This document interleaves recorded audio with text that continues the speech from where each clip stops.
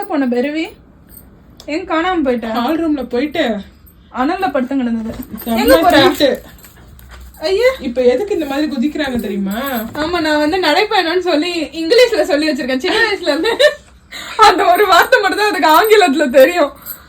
ஆங்கிலம் வாக்கிங் போலாமா? இப்ப நான் மேல கொண்டு வரேன் பாருங்க. வா மேலே வா. ஜம்ப். நீ மேல வந்தாதான் அக்கா போட்டு விடுவேன். பையு ஜம்ப் ஜம்ப். வா மேல வா. வாக்கிங் போனோமா வேணாமா? ஜம்ப். இன்னும் அங்க நின்று போடுற. ஐயா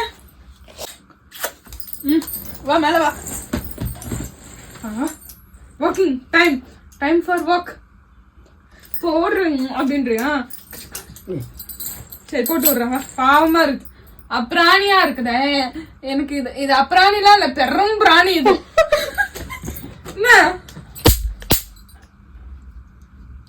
இரு அலையாத. போடு போடுடி. இந்த கால தூக்குடி. இதுதான் கொஞ்சம் அறிவு கம்மி எங்க பைரவிக்கு. இந்த கால தூக்கு. இந்த அறிவு மட்டும் இருந்ததுன்னா முப்படைக்கு தளபதி ஆயிடுவா.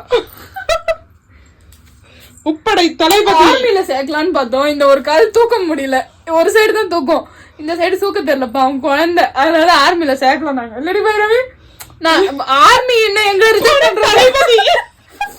நாங்க தான் ஆர்மியை ரிஜெக்ட் பண்ணிட்டோம். என்னடி நம்ம தான் போல, நம்ம ஏசியில தூங்கலாண்டி, ஆர்மில நமக்கு வேணாண்டி அப்படின்னு சொல்லிட்டு நாங்க ரிஜெக்ட் பண்ணிட்டோம். ஓகே. ஏன்னா பச்சை தண்ணியில குளிப்பாட்டினாலே கிட்டு கிட்டு கிட்டு நடங்குவா. ஆர்மிக்கு எல்லாம் போனா ஐஸ்லயே இருக்கணும். அவ்வளவுதான் எங்க பையோ. டிங்கி விழுந்துரும். Okay bye. வாக்கிங் போலாம். ஐயா கால பாருங்க. சரி குட் நைட்.